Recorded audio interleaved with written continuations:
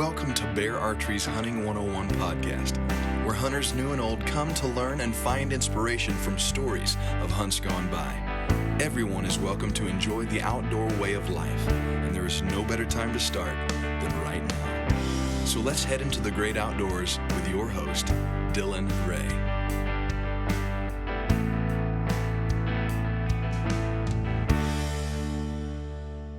All right, guys, thank you for joining us on Bear Archery's Hunting 101. I am joined by Dave Thomas from Bow Hunter Planet.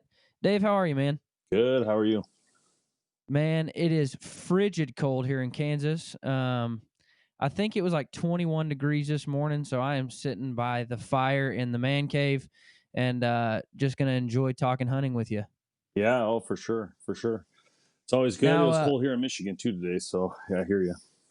Your cold weather probably moved in a bit sooner than ours did. Yeah, usually it does, but it wasn't too bad. But I mean, I guess I haven't really been outside very often lately because I haven't really hunted in a couple weeks. So plans to get back out in the next couple weeks here, but more for my son. You're too busy, man. You're too busy. True that. Well, before we dive in, man, give us a quick introduction to yourself, Bow Hunter Planet, how the idea of Bow Hunter Planet, birthed and what all you guys do there. And I mean, basically, if you don't know who Bow Hunter Planet is, you've been living under a rock. But man, just give us a quick introduction to yourself. Yeah, thanks. So Bow Hunter Planet was founded by myself and Tim Mazarana back in 2009, and it kind of started from just the idea of creating a forum for our friends to like kind of post their,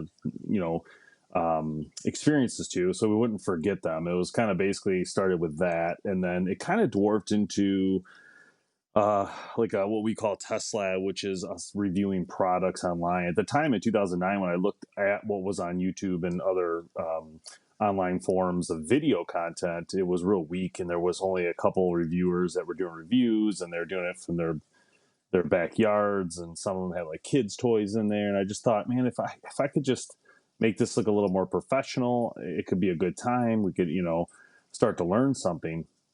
So we decided to bring in two more investors, or what you want to call it, and two other owners, I should say, that bought in.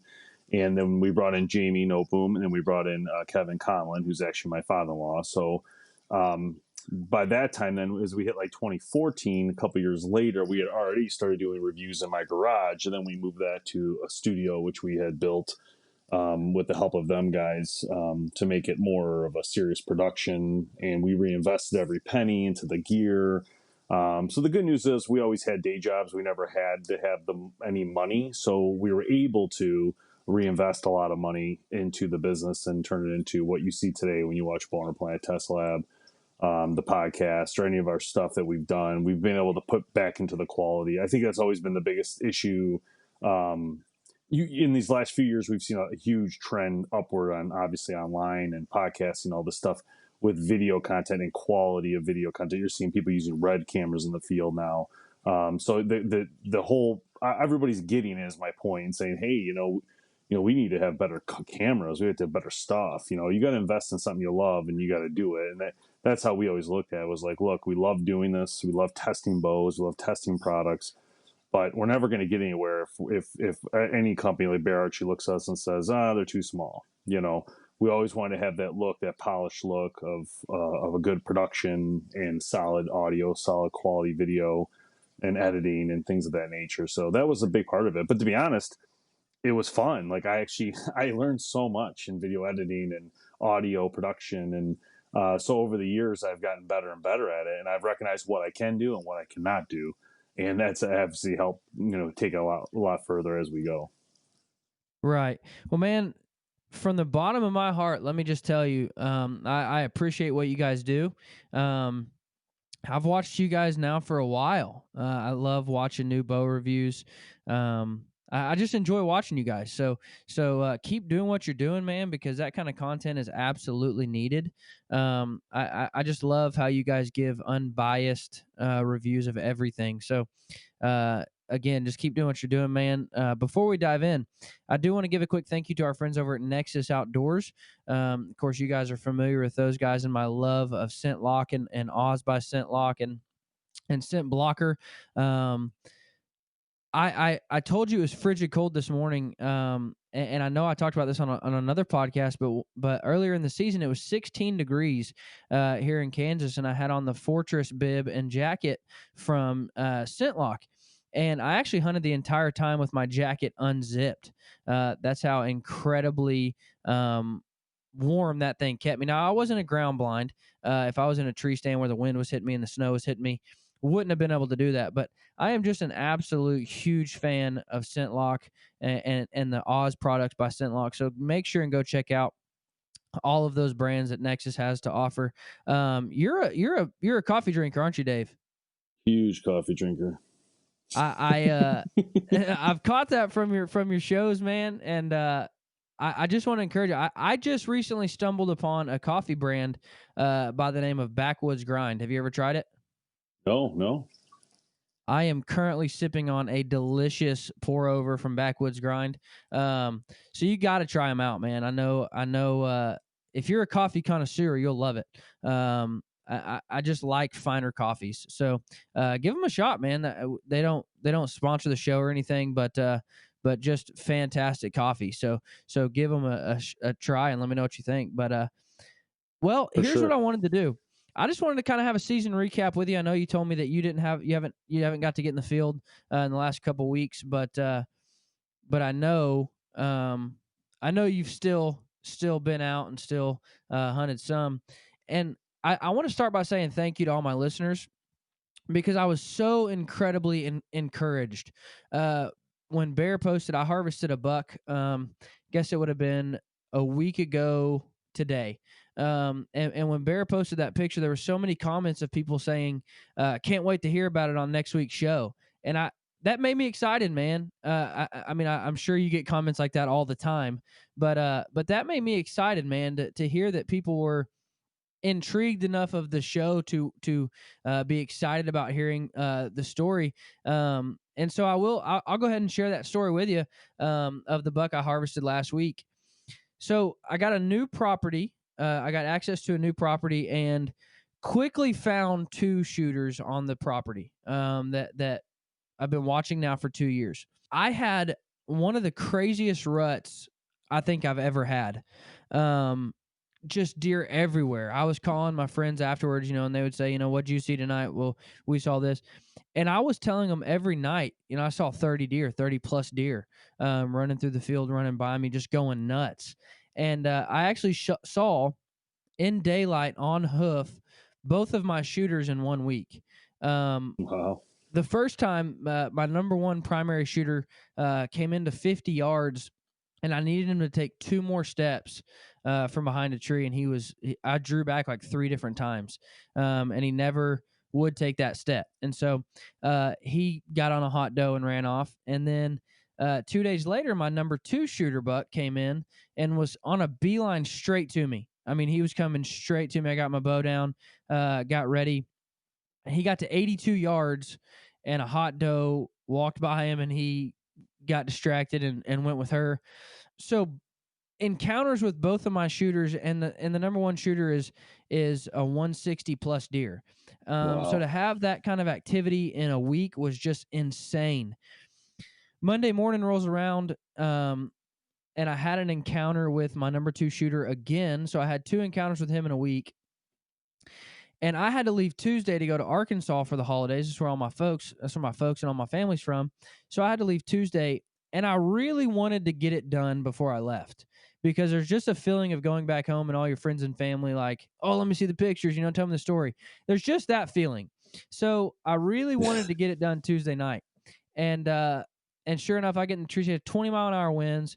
I'm getting motion sickness up in the tree. The tree's blowing so much. And I had a deer that I had never seen before that I remember. But he has to be of the same genetic line as my number 1 shooter. Very, very, very similar. Just a lot smaller. I would put him at 100. I haven't measured him yet. You'll learn that about me. I'm not huge on measuring. Sorry, Pope and Young. But I'm not huge on measuring, which I will submit the deer to Pope and Young. But he's probably 125 inches. Beautiful deer, real wide, awesome deer come to 25 yards, perfect broadside. And after a long season, it was absolutely a sense of relief to punch that tag. So now I do want to, have you tested do you do any broadhead testing? Lots of broadhead testing. Too much. Have you tested the SK2? Yes. Yes, sir. Okay. What, before I tell you my because this was the first deer I had harvested with that broadhead. What's your thoughts on that broadhead? Love that broadhead. I mean, the channel situation with those broadheads, with all the sick broadheads, is really a force to be reckoned with. In fact, actually, we've tested it not like on a deer, but we've tested like in our studio. We test on ballistics gel, and actually, I just had a conversation with the team over at Bear about hunting with it the rest of the year, which I'm going to do. And I'm waiting for them to come, more of them, because we used up the ones we had on testing. But so my goal is to hit a deer with it. I don't know how it's going to react with the deer. I'm sure it's going to be amazing from what I've seen from ballistics, but I'm excited to hear your story here. So I'm not a mechanical guy. I for the longest time I've shot fixed, but when I saw this SK2, I just thought I've got to shoot it. I have to shoot this broadhead. And so Monday was the first buck I had harvested, my first deer I'd harvested with the SK2. And I did hit a little forward, hit him in the shoulder. And that SK2 blew through the front shoulder. I saw the hole as the deer was running off, and I just thought, dude, that's a dead deer walking right there, because he kind of wrapped back around the tree, and so I just saw a gaping hole in his shoulder, and I'm like, man, the SK2 punched through the shoulder. The deer went 80 yards, and this is a 220-pound Kansas deer, so a big bodied buck, 220 pounds, fully rutted up. I mean, just massive. I find the deer 80 yards away, and the SK2 busted through not only the front shoulder, but it busted through the back shoulder as well. Wow. So a mechanical broadhead that busted through two shoulder blades. I was blown stinking away by the performance of that broadhead, man. I'm not necessarily surprised on that because of the head of it. The head of it has those dips almost where it's like it's got flat, sharp edges. So when it hits anything, the odds are it's going to splinter it and split it and go right through it. So yeah, it makes sense to me. And man, I could not be more excited of the performance of that broadhead. And I mean, again, I know, and this is why I'm thankful for guys like you, because they are unbiased opinions that you give. And so I know people say, well, you work for them, you got to say that stuff. But listen, I don't care if I work for them or not. If I didn't trust their broadhead, I wouldn't shoot it. That's true fact. and if I didn't trust their broadhead, if I didn't trust the mechanical broadhead, I would shoot one of their fixed blade broadheads. But I am 100% a believer in their broadhead, especially now after I saw the way it performed. Because, man, you cannot beat a double shoulder punch, 80-yard run, dead 220-pound, big, rutted Kansas whitetail with a mechanical. I mean, I was blown away, man. Yeah, the SK2 is awesome. I'm actually, the one I was actually thinking in my mind that I'm going to hunt with the rest of the year was the F3. The F3, we had this conversation because of the broadhead I used to kill my deer this year was not obviously a sick broadhead. It was a different brand. And so me and Bear had the conversation about the differences between that head I used and this head here. And I said, well, let's test this one in the field. I'll shoot this next or whatever. Comes out a doe, another buck, whatever, because I still have one more tag. So so my goal now is to test the fix to the fix. For mechanical, your story, I've heard other stories in the same scenario of the SK2, doing a really good job in the field. So I never doubted the mechanical side of it, but I want to test the fixed blade in the field. I'm really excited about it. Now the F3, and I did a video on this a while back. You can probably find it on Bear's YouTube page. The F3 is my favorite fixed blade for the year as well. And that was the video. Some states don't allow mechanicals. And so for the SK2 is what I'll be shooting in any state that allows mechanicals. The F3 is what I'll be shooting in states that do not allow mechanicals, like Idaho. I took the F3 on an Idaho bear hunt. And so I fully trust those broadheads. They fly great for me, fly fantastic out of my bow. So I don't think you'll have a problem with those either. Yeah, very exciting. In fact, the good news is the F3s, you can do the F3 or you can do the F3CB, which is for crossbow. So now I get like this unlimited option here, deciding on which one I want to use. Like Right. I can prepare myself with a compound, but if things are crappy out and snow is falling, I can decide to go with a crossbow and still have a chance with the same head, basically, to make a great shot. So very exciting. So for somebody who has tested all of the bows, tell me your thoughts about what is your favorite bear bow for the year? Uh, without a doubt. I mean, first off, they did such a great job, and I want to say that people don't realize what Bear has put together in their lineup. In my opinion, they have gone above and beyond what any of the companies have done. I mean, they have put together such a wide variety for the consumer that there is always something from Bear for you. And that's what I love about Bear as a brand is, from traditional to children to women to adults with a long draw, adults with a short draw. They have really put together, and price points. They have the prices all the way through that whole range of costs. So if you're someone who wants to spend a ton of money, they have something for you. If you're somebody who wants to spend as least as possible and still get in the field, they have something for you. But this all goes back to Fred Bear himself. And that's what I love about what they're doing with this, is that they are trying to get more people in the field. They are having prices that people love, I mean, it's hard because, the prices keep going up in the industry, but Bear has done a great job of not letting that happen on their brand. And I really respect that from them. Redemption, for sure, for me, I think they did an amazing job putting that bow together. It's a very exciting bow. And I think that with the cutouts, when you see that bow in person, it's really hard to justify it in a video sometimes.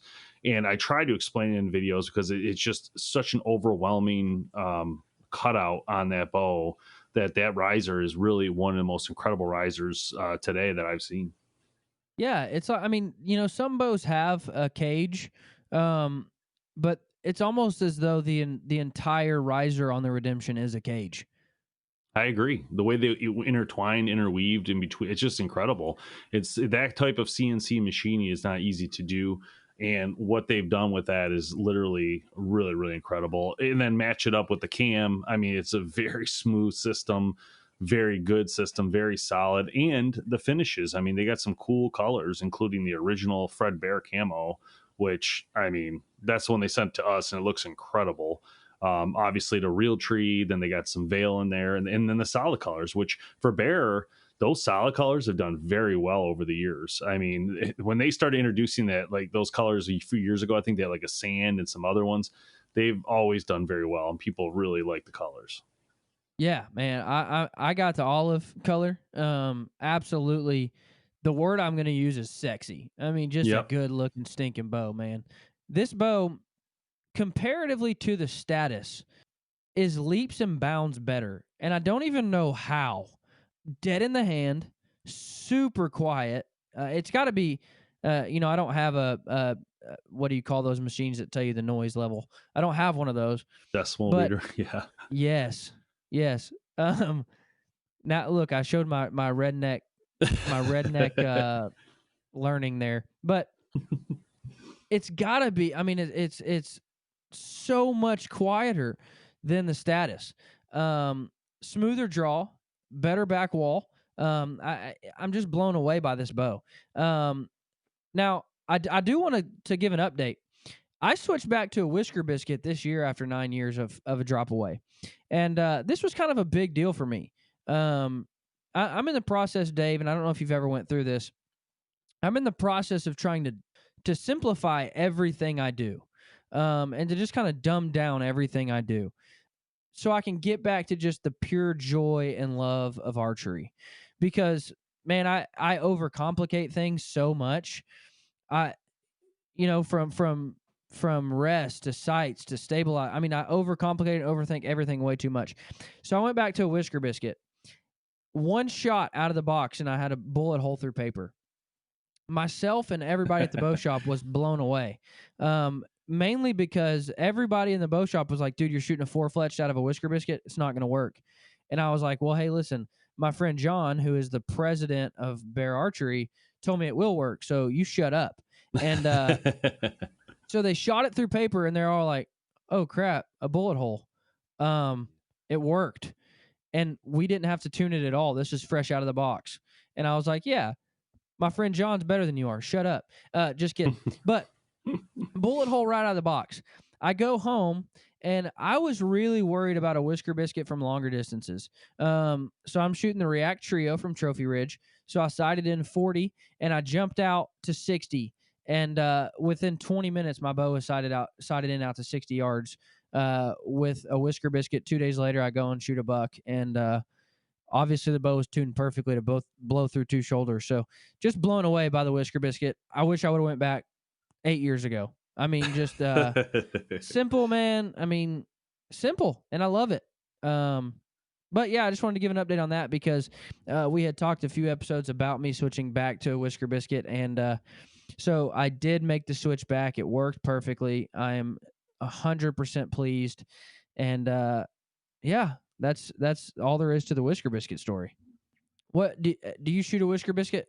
I do. Whisker biscuit's my favorite rest. We use it on Test Lab exclusively. It's a rest that, I told Trophy Ridge, you guys need to step into the spot for our rest because I don't want any other rest. It's the easiest thing for me to set up. Literally every time we do a video, I can put a whisker on quick. It doesn't take much speed off of the feet per second when we're testing. I mean, we might lose maybe 2 feet from a little bit of the rubbing, but I mean, literally it's nothing much. And, to be honest, what people don't know, and most people just assume that we use the best of the best when we go in the field because we're sent all the best of the best, which is normal, which, hey, some of the guys are all about that. But for me, it's always been the cheapest rest, cheapest sight I can find. And it's not to do with the money. It's literally I like the simplicity of it. And I, that rest I can put on by myself. I don't need a pro shop. I don't need anybody to help me. I can get it dialed in. I can adjust it however I need.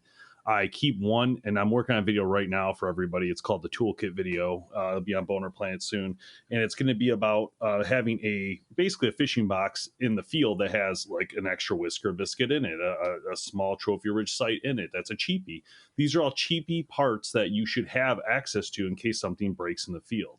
And that's You're one thing 100% right. You always forget these things. And I didn't have it this year. And we had a guy went out and he broke his sight because when he came down he had the pull rope, he actually slipped and he dropped his bow, and instead of hit the ground, the sight hit a limb and cracked it off. And then, at that point he didn't have one, but hey, how stupid, right? We could have had a little cheapy one in this box with some D-loop material, an extra one of these Trophy Ridge peep sights that don't need to be tied in. I mean, there's some stuff you can do now that you couldn't do before. That's simple. And these are things that people need to remember. And people get a little bit, carried away with these whole drop-aways and all this. And don't get me wrong, drop-away rests are amazing. They've done a great job, but they take a little more sophistication if you need to replace it in the field. And you have to do a little bit more. You have to know what you're doing. It's not as simple as throwing a rest on, and you're shooting again within. I have set up numerous times bows the night before a hunt. I had to hunt with a different bow brand one time years back, and they're not even in business anymore. And I actually set the bow up the night before with the whisker biscuit, went out and shot a deer the next day. So my point with the whisker is it is the most simple, cheap. It doesn't have to be cheap. They have a little better ones and all that, but really it is one of the cheapest methods, in my opinion, to arrest, and literally one of the best ever made for the archers. Yeah. Well, and just like you said, man, it's the only rest. And my friend Chris Parrish said that, from Bear. He said, that's the only rest that I can have 2 of, both perfectly tuned and timed and set up with my bow and ready to go. And I can have an extra one in my pack, and I don't have to worry about tying in a drop away. I don't have to worry about the timing of a drop away. If something happens to my rest out in the field, I can literally bolt that on, and I know it's shooting bullet holes. Yep. Simple. And yeah, you're absolutely right. That is one of the greatest parts of a whisker biscuit. Now, I mentioned my 4-fletch on my arrows, and before we move on, I do want to give a quick shout out to some of our amazing friends over at Bonning. I just recently built a new fletch table, arrow building table, and it's amazing that one company sells everything I need for all of my arrows, from building them to tuning them to fletching them. I mean, Bonning Archery is absolutely amazing. And not only that, but they have some awesome Bear Archery branded wraps and vanes. So go check out Bonning for all of your arrow building needs. most of you are familiar with the Blazer vein, but they have tons of veins for all sorts of different things, indoor, outdoor, four-fletched. They have some incredible veins, so go check out Bonding. Now, Dave, tell me a little bit about your season thus far, man. Anything exciting? Any lessons learned? Any failures? What's happened this year so far? Ugh, COVID been a horrible year in a weird way. Started off with a canceled turkey season, which was not great. That was back in obviously April, and then moved to kids weekend, and we actually did get out for kids weekend with three of the owners and three of our sons. So that was cool, but unfortunately, the deer my son was about to shoot his first. It would have been his first. Well, he technically got a button buck once before, but this would have been his first like real buck. And as soon as he fired, the deer like turned into it and it hit it in the weirdest of spots, like in the chest area. Never found that deer, so that was kind of a huge letdown. And then from that point on, we went back. I think it was like 3 different weekends. We had one where we have a Team BHP weekend where like one of our Team BHP members can come up and hunt with us. So that was fun. We did that. No, we see nothing. It was crazy. Actually, I saw one deer. I shot at a deer earlier in the year. I hit it. It was so close to me that I didn't realize how steep of an angle it was. And I feel like this is another video I need to work on with some good hunters and good shooters is angle placement, because angles, people don't take that into consideration. This deer was 6 yards from me and I'm 20 feet up. And, I hit it behind the shoulder, but really when I hit it, it actually hit it, so high that it hit the top of the rib cage. And then it went down and to the right. So if it was facing away from me, it basically didn't kill the deer. And if it did kill it, I never would have found it. We tracked it for like 5 miles. I mean, it was crazy. Very big disappointment there. And that was like, dude, and so now I'm like, I want a video for people to understand these angles completely, from 2-yard shot to 10-yard. Let's take an actual look at an actual angle, and measure it. And so people can understand where it's coming through, because that threw me for a huge loop. Anyway, so that fast forward, then we hunt another 2 weeks after that. When I say weeks, we hunt like Thursday through Sunday type stuff. We get to this past one, which was right into gun season here in Michigan, and we had planned to be there a week and a half. So we all took some vacation, and everybody had a lot of built up vacation because of COVID stuff. And so we get there on a Wednesday, I think Thursday morning, I'm sitting in my spot, and this is on YouTube. I actually created this video. Now, when you made the comment of trying to simplify your hunting rigs and simplify your hunting, I've actually done the same thing for my video of hunting. So from now on, I only use a GoPro. So the quality is not like the best, but like it's just easier to me. And I started looking back and saying, BHP is amazing. I still want to capture my memories and all that in the field, but I'm not like, Heartland bow hunter. You know what I mean? Like I'm not using a red in the I don't have a camera guy.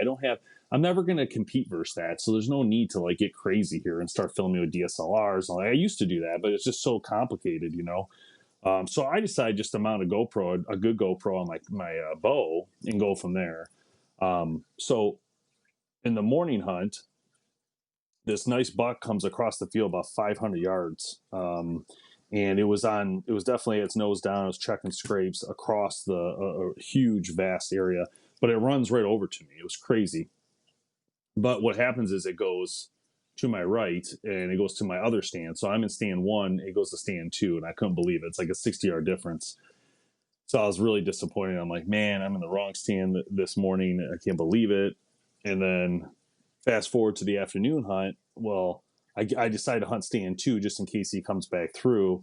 But at the same time, Jamie, who hunts in, let's call it stand 3, has to go kind of through the woods behind me on an angle and walk this trail that goes all the way to his spot, which is way back in the woods. And so when he does that, I literally get in my stand. I'm there. I didn't get my hat on. I look up and I see this buck coming, same buck from earlier. And I couldn't believe it. And he comes in and he put me at full draw for like over a minute at one point. And then finally he makes a move. I double lung him.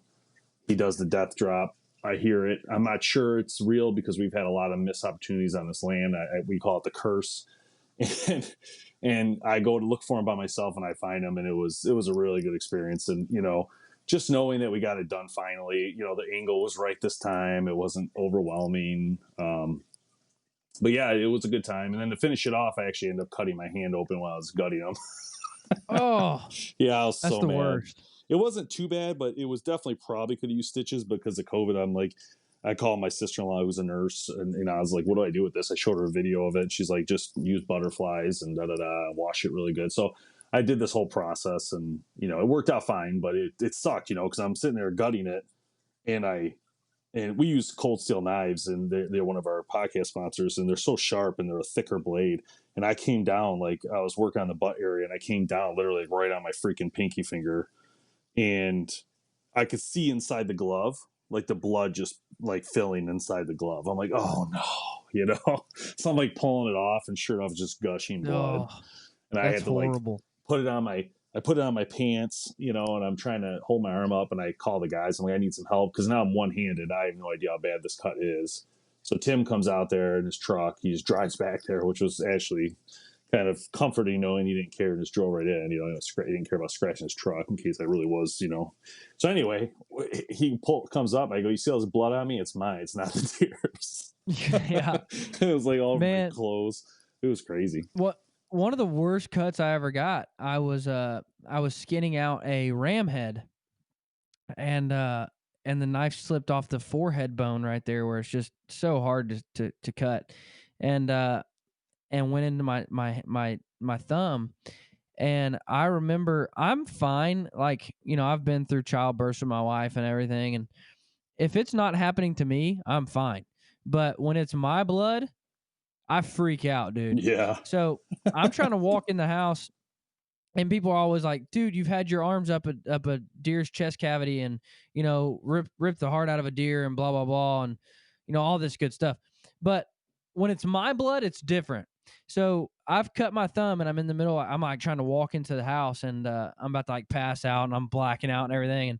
And I get in there, and my wife's just like, "Oh my gosh, you pansy," and tapes it up, whatever. And I was like about to pass out and throw up all at once. And but yeah, it was one of those that like probably could have used stitches, but my wife doesn't like doctor bills, so she's just like, I've got it. Give me the super glue. And but yeah, so it's happened to me before too, man. So you're not alone. Yeah, it sucked, man. That was kind of like, well, I can't believe this, I just felt like it was like the wrong time, right, to have that issue. I'm like, come on, with COVID It going always around, is the wrong time. crazy. I was like, this is crazy. Now, one thing I like to ask my guests: share with me a field note that you've learned over the years. Just a quick, easy tip that I can throw in my back pocket and always keep with me to make me a better hunter. Doesn't have to be, doesn't have to be crazy. Don't cook bacon in the nude, something like that. One of my favorite tips, and you mentioned it, and I put out a video on one of it. We call these our field notes, and I put out a field note video. And that was one of them, was the whisker biscuit deal. Always keep an extra whisker biscuit, and you can bolt it on and go hunting. So what do you got for me, man? Yeah, my biggest tip for any hunter is just the same thing it's always been, is just patience and enjoy yourself. I mean, you're not out there to just always kill the biggest deer. It's really about just enjoying yourself, enjoying your time away from everything, and just becoming one with nature. And also, another one that's really important is just respect. Not just respect for the game, but try to respect each other as hunters. And that's one thing that's, drives me nuts, is the hunters who just argue with one another about the size of a deer, or you're trespassing, blah, blah, blah. It just, at some point, you just got to be human and not worry about who's right or wrong. It's just got to be about the unity of hunting and trying to grow it. So my biggest tip is just, again, really enjoying your life when you're out there, enjoying yourself, and not worry about everything else. Try to let go of normal day life. That's the whole point of hunting, is keep that feeling. I think when you get into the business of hunting, the business of any business, you always are trying to think of the next thing to do, and what do I need to do? What do I do while I'm out here? So I think it's better if you sometimes let that go. And that's what I was getting at with the camera stuff. Is years ago, I used to always be like, what do I have to film? What do I have to do? And finally, I'm like, you know what? If I'm not going to enjoy the hunting, why am I even doing this? So I'm not going to let go of that. I don't work for anybody. I work for ourselves to create video content, which is fun. But like at the same time, if I'm not just enjoying myself out there, what's the point? So I always said I need more patience, and I need to more just enjoy what's happening in front of me instead of just rush all the time. You're absolutely right, man. And that, that's part of me simplifying everything, and just less things to worry about when I'm out there. And that goes back to quit trying to impress everyone. Quit trying to make everybody think you're so cool with what you do. We put so much pressure on ourselves to shoot a Pope and Young deer, or to shoot an X World record, or to shoot, what we see the guys on TV shooting. And when we do that, it can take away so much joy of the hunt. And one of my good friends, Jim Willems, he told me that. He said, I told him, and I didn't mean anything by it, but I told him it wasn't, when I texted him and said I had shot a deer, I said it wasn't the big buck. And his response back to me was, if you shot it, it was the big buck. And what he meant by that was, if I was willing to pull the trigger, then it's a big enough deer. And that's all that matters. It doesn't matter what anybody else thinks of what you shoot. It doesn't matter if it scores over X amount of inches. It doesn't matter if a deer walks in and gets your blood pumping, shoot it, and don't let anybody else say anything. We put so much pressure that it literally takes away the joy of hunting. And listen, my life is so busy and crazy enough that I don't want to muddy up the one thing that I can just escape reality from, and just escape the hustle and bustle of emails and phone calls and crazy kids running everywhere. And I just want to sit there and enjoy it. And if I see a deer I want to shoot, I'm going to shoot it, and I don't care what you think of it. Yeah, that's that. So I love the tip, man. Absolutely a fantastic field note that I believe so many people need to learn, because they're losing their joy of hunting, and they don't even know why. I can tell you why.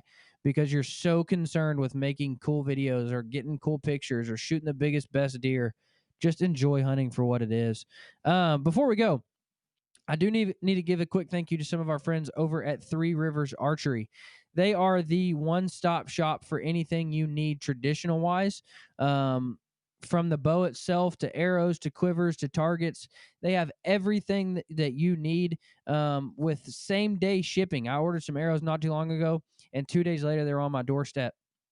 So make sure and check out threeriversarchery.com for all of your traditional needs, because they are absolutely fantastic. They're great friends of the show.